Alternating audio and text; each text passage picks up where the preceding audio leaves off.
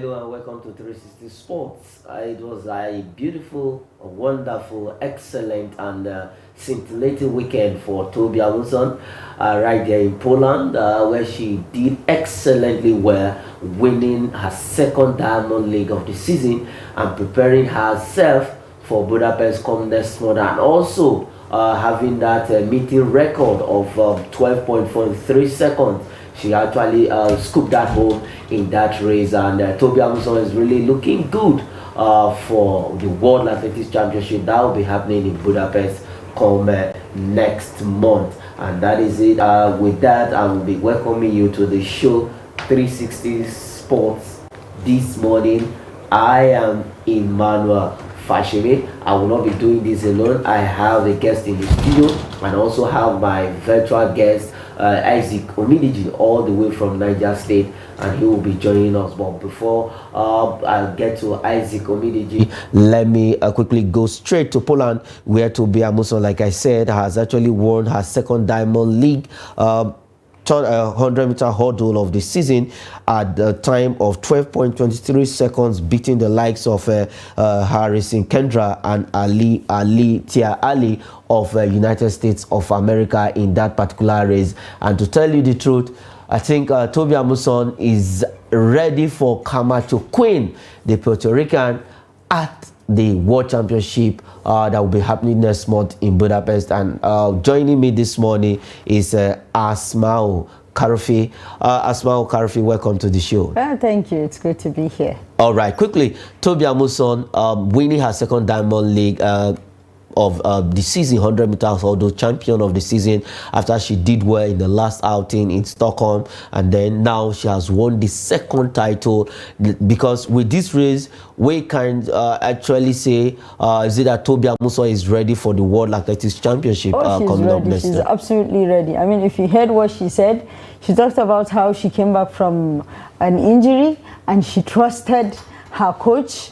You know, she said she was just running. To be honest, she was completely honest with us. She told us how she was just running. She did her own thing, and she even said she didn't realize when she finished that she has won, when she passed the finish line.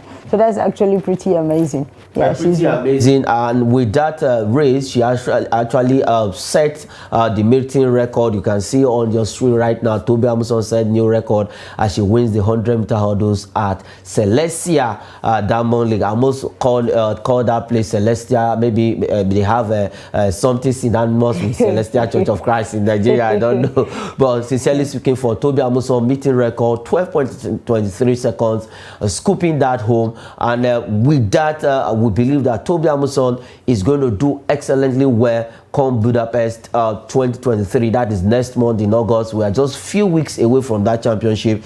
Herself and other Nigerian athletes have actually put in their best, and they've qualified over the weekend.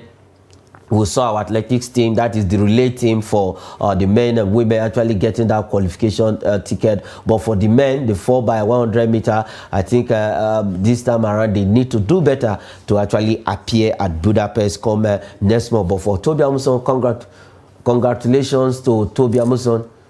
I don't know if our guest is actually ready. That is Isaac Omidiji. If he's actually ready for us, so that he can react to this. But let me quickly take you on this one. Before now, we saw the exploits of Camacho Queen. She won all her races this season outside the Diamond League, the Stockholm Diamond League. She was not there, and this time around she didn't also appear with this race. So will I say she's trying to actually maybe keep her distance from Tobi Amusan, or what is she trying to play like in Nigerian maybe our game here, seek and hide? No, there's no hide and seek in this. She is doing her best. She's playing her own part. I believe they are both headed towards greatness. Okay, I think our guest is ready from Niger State. That is Isaac Omidiji, so that he can actually react to this, where Tobi Amusan has won the second Diamond League title of the season. Isaac, this is a beautiful one for Tobi Amusan and for Nigeria, not just for Tobi Amusan alone. Like, you know, all eyes will be on her in Budapest, but this time around, she has coast home this second Diamond League of the season, winning in the time of 12.43 seconds right there in Silesia, Poland. Isaac, okay. I think when he's ready, he's going to join us quickly. Okay, let's move away from that story and head straight to Delta State. This time around, we'll be talking about a different sport entirely. This kind of sport is very physical, and you need to have strength, a lot of strength, before you can actually participate in this kind of sport. And if you don't have that strength, I don't think. Though we have those who are a little bit slim that also participate in this sport, but you need strength, you need the agility, you need everything to actually do well when it comes to rugby. We head straight to Rugby 7, where Team Edo won the Rugby 7 title. That's for the women 2023. They went unbeaten, sincerely, all their 6 games en route to the final. They did not drop any points. They did not lost any point to their opponents. They whoop all the teams that come their way to actually emerge champions for the Rugby Sevens Women's Tournament 2023 that happened at the Stephen Keshi Stadium, and they played in the final against a Lagos-based side, Eko2 in the final. As you can see on your screen, Team Edo coasting home with this trophy after they went unbeaten, sincerely speaking, in that tournament. They beat all of the teams, the likes of Benue Buffaloes, rugby team from Imo, and even the host team, Delta team. They were beaten by Team Edo. Now, rugby, now most is for this time around, it's not even the men's tournament, but for the women. You are a woman, and these ladies have done well for themselves and for the state right there in Delta State, Stephen Keshi Stadium, that is in Delta State of the country. Oh, trust me. Really, trust me, rugby isn't for anybody, and these women are pretty amazing with what they've been doing, you know, going unbeaten, you know, beating even the host, despite having home advantage and everything like that. I mean, it's pretty impressive, and I love that. I really do. Pretty impressive. We don't know if our guest is ready. If Isaac is ready, we want you to quickly react to this. The Team Edo winning the Rugby Sevens for the women tournament 2023 in Asaba, Delta State. That is a Stephen Keshi Stadium. That was where all matches were played. But for Team Edo, they showed class, they showed resilience, they showed superiority, winning all their games. And even they had to beat a very hard fighting Eko2 in the final, and they defeated the host team. Now, Isaac, what will you say about Team Edo winning the rugby tournament for women 2023? Emmanuel, good morning, and good morning to the guests in the studio. Thank God that eventually I can come through with my voice. It's very impressive to see these ladies winning it. You know, you need to see them physically. That despite the heavy downpour when this game was going on, they were still able to maneuver their way and get the game going. They defeated Eko 2 by 17-0. That is not a fluke. That shows their quality. That shows that they have been doing it and they know how to do it. Unfortunately, the best player, which is best, I think Becky Petikoko, 100,000 naira. This shows that sponsorship is not there. Sponsorship is not, motivating enough. So we need to attract more sponsorship to this. But good that the federation could even organize this, especially for the ladies. And they need more motivation, they need more support so that they can even compete better at the international level. Remember, in previous editions of this program, we've spoken about how we need to focus more on other games, other sports. And these are women who are even showing us the way. So we need to channel our attention, channel our energy, get sponsorship for this kind of people so that they can go out there and get us more victories at the international stage. Kudos to the women from Edo. They did extremely, extremely well. They did extremely well, and if you look at it, these women were banned, that is from the International Federation of Rugby, because of one thing or the other. They were not able to go to participate in the pre-Olympic qualifiers, but they were in Mauritius. This tournament would have happened earlier than this, but because they had an international engagement outside the country, it was moved by some dates, and it happened. They had to move it forward, and now Team Edo has actually shown class to to actually win the tournament. But let's look at it this way for rugby, most especially the women. Now, how can they actually popularize this sport for women? Rugby, you know how physical this sport is.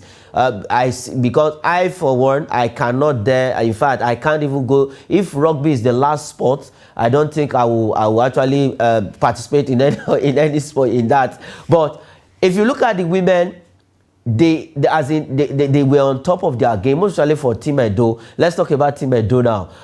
We at the just concluded that is the last National Sports Festival. Rugby was also showcased. Now we have done well for ourselves. The men are also trying, but for the women, how can they actually change the whole face of rugby for women? Because we want more participation. See the way you are saying. It has started already, and it has to go beyond the senior women national team. We have to go to age grade rugby teams, under 13, under 15, under 17, under 20, 23, and the senior women rugby team. When we have this, it will also definitely develop the game, and it will also be featured at the national youth games, not just the national sports festival alone. Let us also have this at the national youth games. Let's encourage schools who can.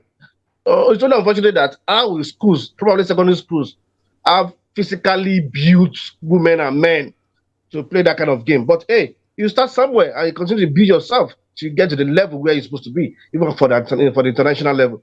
So we need to take it down to the grassroots, check it to age grade games. Let us have it at the state level, local level, state level, zonal level, and also at the national level. With this, it will get the popularity it deserves, and so probably the private sector will come in and sponsor this kind of sport. Private sector will come in and actually sponsor this kind of sport. Congratulations to Team Edo. Congratulations to Becky Idoko. If you hear that name, you should know that she's from the northern part, as in the middle belt of the country, but she plays for Team Edo. That is the beauty of sport, is unifying a unifying factor. And as you can see, we actually need more sponsorship, because they need to actually take this sports to the next level. We know the Federal Minister of Youth and Sports, they are doing what they can do, but they need to do more. And the next minister that will be on board, we've not had their names yet, but should look inward and see how we can popularize every other sport, not just football alone. And women should also be given a chance to shine, to concentrate on them, just like Super Falcons are right there in Australia. We'll get to that. Okay, let's leave Edo State and then the rugby tournament that happened in Delta State, and head straight to talk about the under-19 NLO under-19 Youth League that is happening across the 6 geopolitical zones. We have some results, we have some fixtures that will be going down, and quickly the result is on the screen. These are some of the results that we have this morning, and some matches are ongoing right now. We have Benedict SC playing a goalless draw with Dolphin Academy, and then we have Vandreza FC, who is playing in the NLL with their junior team. Their under-19 team lost at home to Crane FC 2-0. It ended. May and Frank FC also lost at home to Diamond Stars FC. Is a league. At the end of the day, the champions from each of the 6 geopolitical zones will now go for a central playoff, where we will now have the overall champions for the NLO Under-19 Youth League 2023. Now, these are some of the results that we've seen over the weekend. Beautiful result, beautiful game from young, talented footballers out there. And for the NLO putting up this league, what's your take on this? You know, I love the attention that it's getting. You know, pick out the talented and gifted players and the hardworking ones right from the early on stage. You know, give them that competitive spirit to do what it's right, you know, to get their head straight. But like we talked about with the other sports, I love what's happening with this particular sport. You know, how they are going with it, and you know, how they are very, very impressive with it. But we would love for this particular attention to cross over to other sports. You know, everything is always football, football, football, football. And don't get me wrong, it's my favorite sport. I would spend my entire time watching football. You know, cross over from, you know, Bundesliga, Serie A. I watch all of those leagues and I do enjoy them. That's my guilty pleasure. But all I'm saying is, it's actually amazing, you know, looking at how they pick them up from early on stage. You know, they're picking them now from early on stage. They don't have to do football age anymore, you know, like before, where they have to, you know, reduce their age because they've been struggling for so long and they haven't gotten the recognition they get. But this also gets them more recognition. I really, really, really love the federation and the minister to put, you know, more effort and shed more light to other sports too. More light to other sports. Isaac, if you look at the result, that aside, let's quickly have some of the fixtures that will be happening today so that you can react to that. We have a Wonder Exchange FC against Able God. How able are they? Then we have Agbabna WFA against Kogi Pillars. Kogi Pillars is actually pulling weight. And then we have Choice FC against Saints FC. 3 fixtures, and we also have some other fixtures in in other centers, but we have these fixtures. Like I said, some matches are ongoing right now. Now for the NLO putting up this league for the under-19, and one of the criteria for selecting as in for teams registration was that you must actually be 19 years of age. You come with your national identity card, as in the number, and then they have to verify. Now, NLO putting up this league, what can they actually do to make it more viable and interesting? Well, publicity is very important. Branding is also very important. If these two things are not there, it should not be vibrant. Because even it will not attract the attention of people who should sponsor and support them. That's very important. Also, we should be able to see players that will graduate from the NLO 9 under 19 tournament to probably bigger teams in the APFL or even to the national team, probably under 20 or 23. This will give credence and give more respect and focus to this under 19 NLO game. But you see, I'm not so convinced with the criteria of under 19 because we are in Nigeria. You and I know how I can even be a 19-year-old player now, Emmanuel, just to play. And just as I said earlier, it's an avenue for other players who have not been able to make it to probably MPFL or the nationwide league, or probably players who are looking for attention. It's another avenue for them to just showcase themselves, whether they are 19 or they're not 19. Rather, I would prefer it to be probably under 15, where players must be specifically in secondary school. If you are not playing in a secondary school, or if you are not in secondary school, you can play. With that, we'll be able to, you know, get some of these players and their ages. But no matter what it is, these are other players that need to be explored, and these are an opportunity for them to explore, to shine. So publicity branding should be very, very critical this time around and should be explored.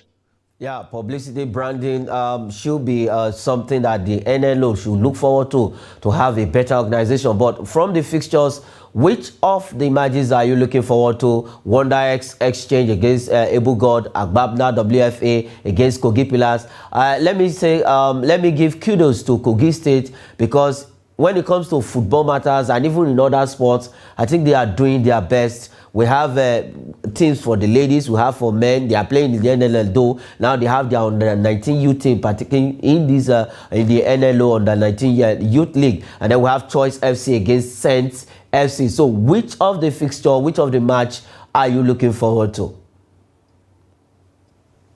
Well, on a softer note, I would say Wonder Exchange against Able God. And that's because I hope Able God will, you know, allow God to shower blessing on them. You know where I'm going to. Able God. So let's see if God will shower blessing on them and get victory against Wonder Exchange. However, Kogi Pillars will be a tough nut to crack, because if they're doing very well, not just because of the support they're getting, they're one of the teams to beat, in particular under 19 NLO. Yes, they are the particular one of the team to beat, and if they win this particular game, they are sure of maybe finishing top, no matter what happens with the other. They just have two games left, and now because in that group is going to be it's going to go down to the haywire. Last game of the tournament will determine who tops the table and then go for the final playoff. Asmau, which of the fixtures? Just pick one, just one, and then give me your prediction. Just one. I'm being very, very careful with my predictions because I do not want to jinx them. This was how I predicted the basketball game and they lost. So I'm not picking any prediction. No. You're not picking, okay. No, I'm not doing it. Okay, you're not picking any prediction. I'm trying not to jinx them. All right. Okay, you're just sitting on the fence. Okay. Yes. Let's take it that way. Whoever wins, let the best team wins. That is what I will say. All of the teams are my teams. I don't have any team there, but all of them I'm supporting anyone because it's actually a very good one coming in for the LLO organizing the youth league, and AFL also have the under 15 league that is also that happened a few months back. A good one. If we can have all these tournaments in place, make sure the right age are the ones that are playing the tournament, then our football will go back to where it used to be. Let's quickly leave that story and head straight to London. That is precisely England, where a different name, a different champion has emerged for the Wimbledon 2023. That is for the men. Carlos Alcaraz at the age of 20. I love this. I actually love this. Defeating the almighty and the legendary, because I will call him legendary, Novak Djokovic in that final. He actually started poorly. At the end, he won 1-6, 7-6, 8-6, 6-1, 3-6, 6-4. Let me start with you, Isaac Omidije. Carlos Alcaraz at the age of 20 winning his second Grand Slam title. Except anything negative happen, I think I see a player who will surpass the likes of Roger Federer and Murray and even Djokovic himself. You know, this guy is so confident. He's so talented. He's so resilient. You know what it takes to beat a Djokovic? Definitely. Especially when he has even gotten the first round over you. 6-1. So for him to pull back and get the victory over a legend, it prevented him from even making another record in the Wimbledon. So Thomas Alcaraz is just one of those players that we should look forward to. I see him as a tennis player who, over the next probably 15 years, will be celebrating like the way we've celebrated Roger Federer and Murray, as well as Djokovic and others. So I'm not surprised though, but the fact that he defeated Djokovic makes it difficult to accept, because for a long time I have been a fan of Djokovic. But to see a young lad at 20 doing this is a huge statement that in the next 15 years, we'll be mentioning his name just as we have mentioned others. Yes, in the next 15 years, we should be mentioning Carlos Alcaraz's name just the way we used to mention Roger Federer, Rafael Nadal, even Djokovic, and then the likes of Sampras and the rest of them. Now, Asma, let me come to you. You're smiling. It's as if Carlos Alcaraz is your friend. Very, very happy about these results. You know, I even predicted Djokovic was a monster. He was going to beat him and all that. But boy, am I happy that I'm so wrong. I'm so happy I jinxed Djokovic. I'm tired of his dominance already. I mean, plenty people were talking about how he's a mentality monster, and he met someone that actually gave him his match. That final, that Wimbledon, it was everything. It gave everything it was supposed to give. You know, at some point, you couldn't predict who was going home with it. You couldn't predict who was going to win, and I'm so happy. He's a 20-year-old that doesn't shave his beard. We should know that he meant business, even by that alone. We should know that he really meant business. He was there to win it. I'm so happy for him. Djokovic wanted to be the villain. I'm very, very glad he got served. I'm really happy about it. If Djokovic hears you, he will come for you. But because after that game, he actually said he felt bad. But looking at it, Carlos Alcaraz himself also made history, becoming one of the second youngest player to ever win a Grand Slam title. That is Wimbledon right there, where it happened in 1980s. Now, winning this title we know when they met in the Rome Masters, Djokovic actually outclassed Alcaraz, and this time around, I think Alcaraz has paid back. Now, Isaac, let me feel your pulse on this. Now, for Alcaraz, what do you think he needs? Because now is his turn. How is he going to maintain this? For Djokovic, he was chasing, because we know what happened to Serena Williams when Serena Williams was chasing the 24th Grand Slam title, and she came, she couldn't get it. Now Djokovic has started, because if he had won, he would have equaled that Margaret Court record of 24 titles. Now Alcaraz has come on board. He's now one of the best, because not even one of the best as we have in tennis. We are not writing off Djokovic. Now, how can he maintain this momentum? Well, as the currently ranked world number one, he needs to play more games that are very important. He needs to keep his head low. He needs to know that he has not arrived yet. From world number one, he can go to world number 10. That's the foreign thing with tennis and this ranking, especially. So he needs to know that the future is still bright and the future is still very long for him, as long as he has God spares his life. So he needs to continue to train harder, learn from even the greats that he has defeated, learn from his mistakes. Remember, one thing he did very well yesterday was the mistakes he made in the first round. He immediately corrected them. Okay. And it made Djokovic uncomfortable because Djokovic was playing to the weakness of Alcaraz. That's where we leave it. Quickly, before we go, let's take this last one. I think all Manchester United fans will be happy to hear this. Harry Maguire has been stripped off the captaincy. I think Eric had deemed it fit to actually pull the strings. From next season, Harry Maguire will no longer be Manchester United fan. Asma, I will not allow you to react to this. You are laughing, but that is where we'll leave it. Thanks for coming on the show, Asma. Thank you very much. All right. And Isaac Omidiji, thanks for joining us on this show, 360 Sports. It's a pleasure, Emmanuel. I'm Emmanuel Fashemi. Sports is life. Thanks for watching.